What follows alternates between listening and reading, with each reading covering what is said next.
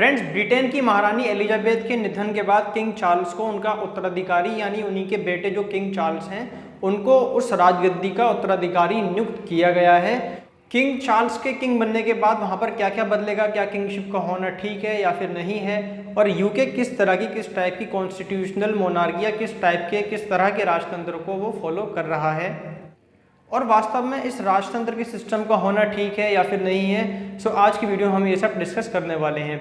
So hello everyone, this is Anas और आप देख रहे हैं अनस क्लासेस। आज की वीडियो में हम समझेंगे यूनाइटेड किंगडम के बारे में यानी यूके के बारे में, और इसी के साथ साथ हम ये भी समझेंगे कि वहाँ की किंगशिप का कैसा स्वरूप है और संसदीय व्यवस्था होने के बावजूद भी वहाँ के प्रधानमंत्री की क्या क्या जिम्मेदारियाँ, क्या क्या रिस्पॉन्सिबिलिटीज़ होती हैं। तो वीडियो को शुरू करते हैं बिना किसी देरी के। दोस्तों, ब्रिटेन एक ऐसा देश है जो कि संसदीय राजतंत्र को फॉलो करता है यानी पार्लियामेंट्री किंगशिप को वो फॉलो करता है, और ब्रिटेन की संसदीय व्यवस्था से ही हमारे भारत की संसदीय व्यवस्था भी इंस्पायर्ड है, और ब्रिटेन की संसद को ही मैक्सिमम विश्व संसद की जननी के रूप में जाना जाता है।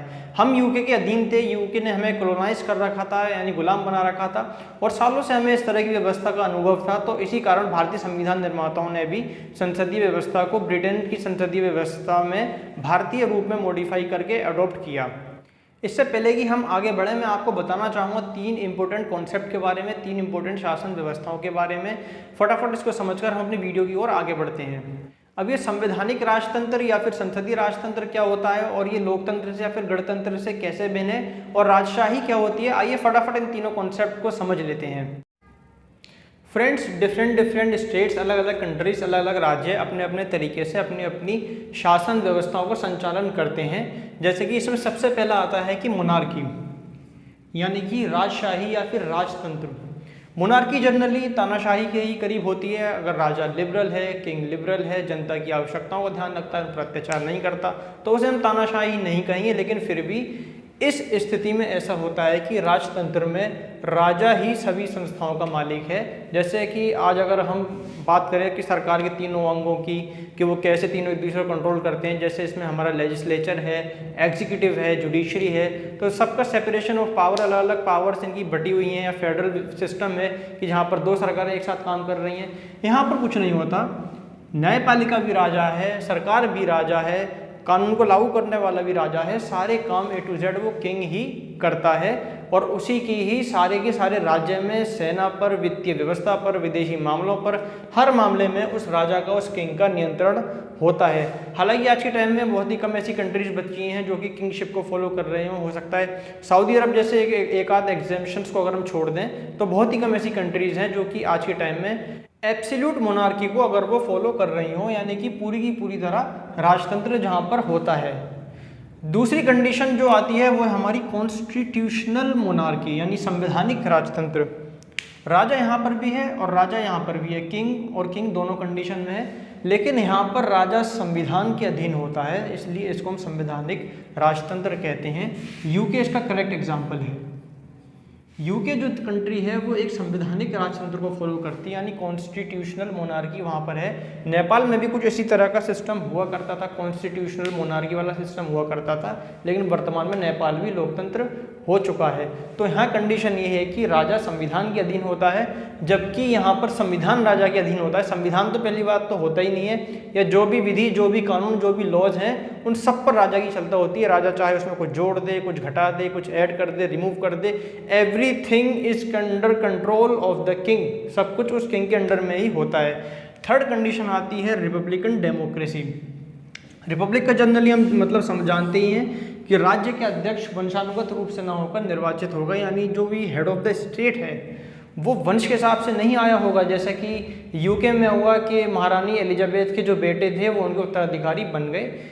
यहाँ पर उस व्यक्ति को एक पर्टिकुलर इलेक्शन को फॉलो करके ही वो गद्दी सीट मिलेगी, और लोकतांत्रिक व्यवस्था भी इसलिए लोकतांत्रिक कहलाती है कि लोकतंत्र जनता का शासन, जनता के द्वारा जनता के लिए, ऐसी शासन व्यवस्था है। तो राज्य का अध्यक्ष वंशानुगत रूप से नहीं आया है और लोगों ने अपने सिस्टम को, अपनी सरकार को चुनकर बनाया है।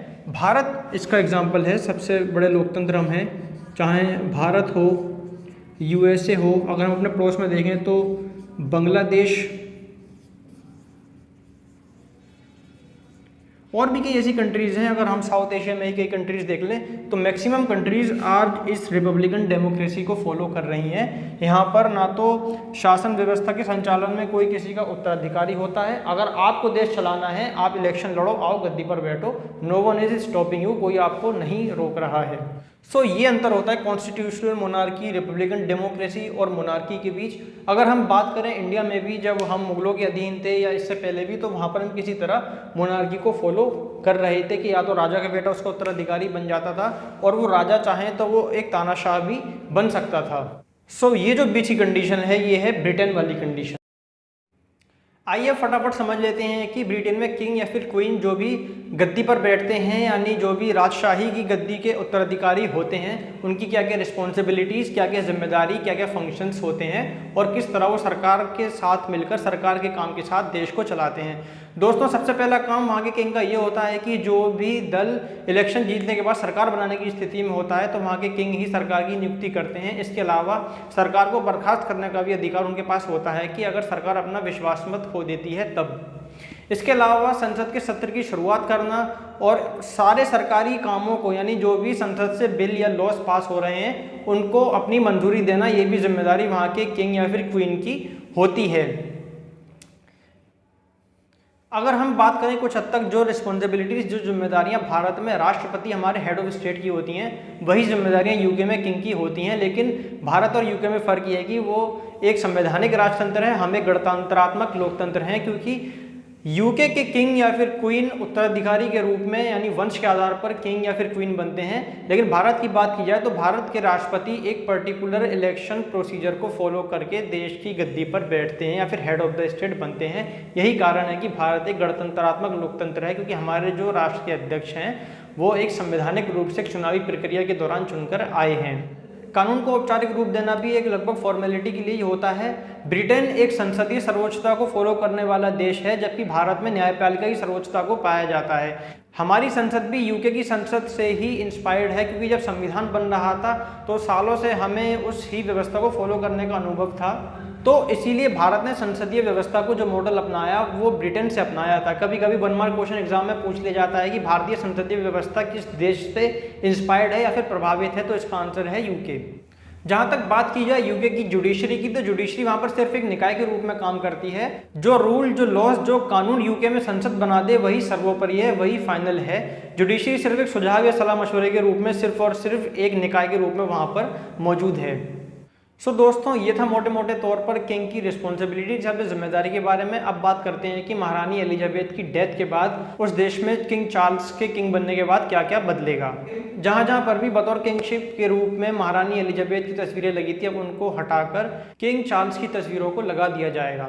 इसमें शामिल है देश की पोस्टल सर्विस, रॉयल मेल की नई मोहरें और इसके अलावा बैंक ऑफ इंग्लैंड की तरफ से जारी किए जाने वाले नोट। हर जगह अब महारानी एलिजाबेथ की जगह किंग चार्ल्स की तस्वीरों का ही प्रयोग इस्तेमाल किया जाएगा।